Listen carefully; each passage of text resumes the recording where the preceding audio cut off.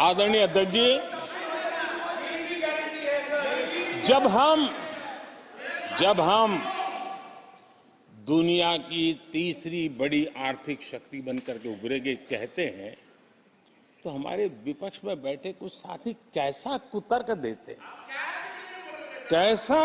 देते हैं। वो कहते हैं इसमें क्या है, ये तो अपने आप हो जाएगा। क्या कमाल है आप लोगों की। मोदी का क्या है, ये तो अपने आप हो जाएगी। मैं जरा सरकार की भूमिका क्या होती है इस सदन के माध्यम से देश को और विशेष करके देश के युवा मन को बताना चाहता हूं, देश की युवा शक्तियों को बताना चाहता हूं कि होता कैसे है और सरकार की भूमिका क्या होती है। आदरणीय अध्यक्ष जी, 10 साल पहले 2014 में फरवरी महीने में जो इंटरिम बजट आया था, उस समय कौन लोग बैठे थे आपको तो मालूम ही है, देश को ही मालूम है। जो 10 साल पहले इंटरिम बजट आया था, उसे पेश करते समय उस समय के वित्त मंत्री ने जो कहा था, मैं उसको कोट कर रहा हूं, और एक एक शब्द बड़ा मूल्यवान है जी। जब आप लोग कहते हैं ना कि तो अपने आप तीसरे नंबर पर जा ही जाएगा, ऐसा कहते हैं, उनको जरा समझना चाहिए। ये उन्होंने क्या कहा था, I now wish to look forward and outline a vision for the future. Vision for the future. पूरे ब्रह्मांड के सबसे बड़े अर्थशास्त्री बोल रहे थे। I now wish to look forward and outline a vision for the future. आगे कहते हैं, I wonder how many have noted the fact that India's economy, in terms of the size of its GDP, is the 11th largest in the world. यानी 2014 में 11 number पहुंचने पर क्या गौरवगान होता था। आज 5 पर पहुंच गए और आपको क्या हो गया,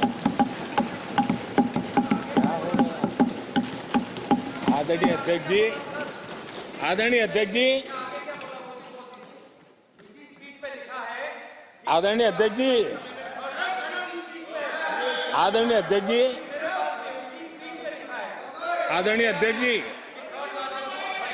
आदरणीय अध्यक्ष जी, मैं आगे पढ़ रहा हूं। गोगोई जी, थैंक यू, आपने अच्छा कहा। मैं आगे पढ़ रहा हूं, ध्यान से सुनिए साथियों, ध्यान से सुनिए। उन्होंने कहा था is the 11th largest in the world. बड़ा गौरव का बात था। There are great things in the store. आगे वो कह रहे हैं, there are great things in store. फिर आगे कहते हैं, there is a well argued view that in the next 3 decades,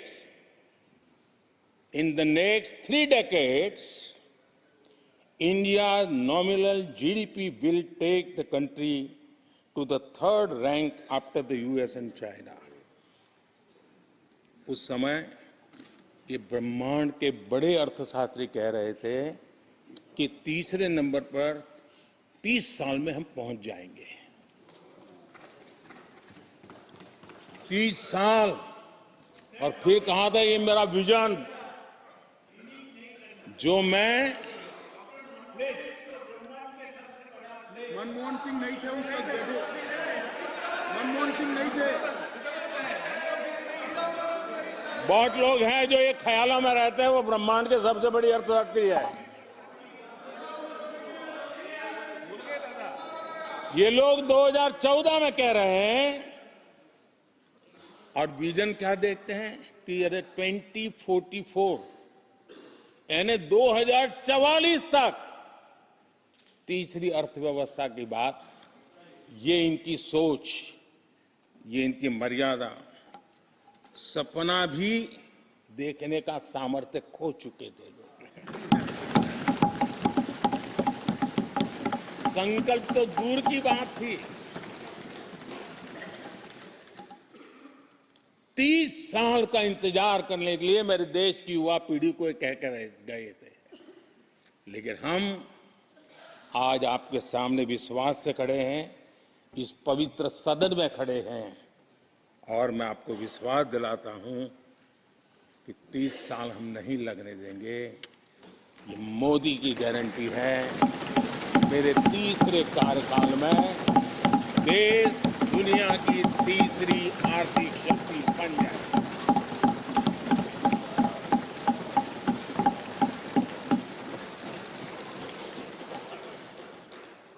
कैसे लक्ष्य रखते थे, उनकी सोच कहां तक जाती थी, दया आती है।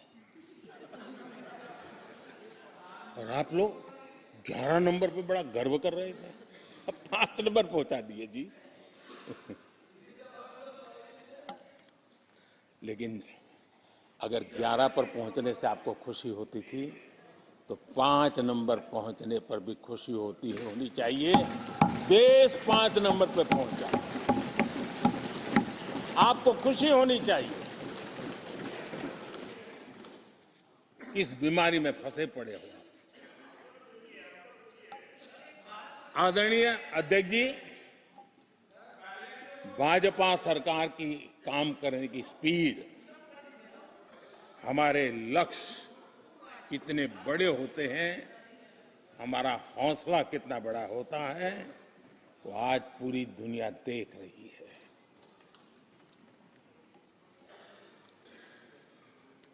और आदरणीय अध्यक्ष जी, एक कहावत है, हमारे उत्तर प्रदेश में खास ये कहावत कही जाती है, 9 दिन चले 2.5 कोस।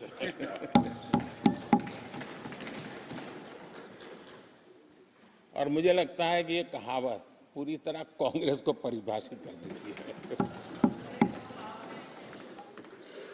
ये कांग्रेस की सुस्त रफ्तार, कांग्रेस की सुस्त रफ्तार का कोई मुकाबला नहीं। आज देश में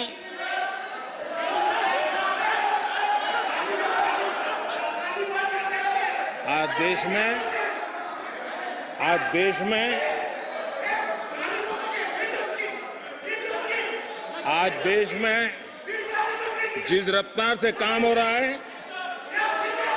कांग्रेस सरकार इस रफ्तार की कल्पना भी नहीं कर सकती। आदरणीय अध्यक्ष जी,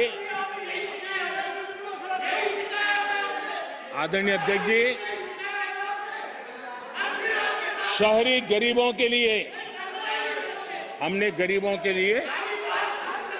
400 घर हमने गरीबों के लिए, आदरणीय अध्यक्ष जी, हमने गरीबों के लिए 4 करोड़ घर बनाए।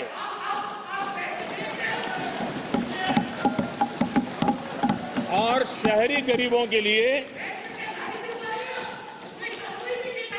80 लाख पक्के मकान शहरी गरीबों के लिए बने।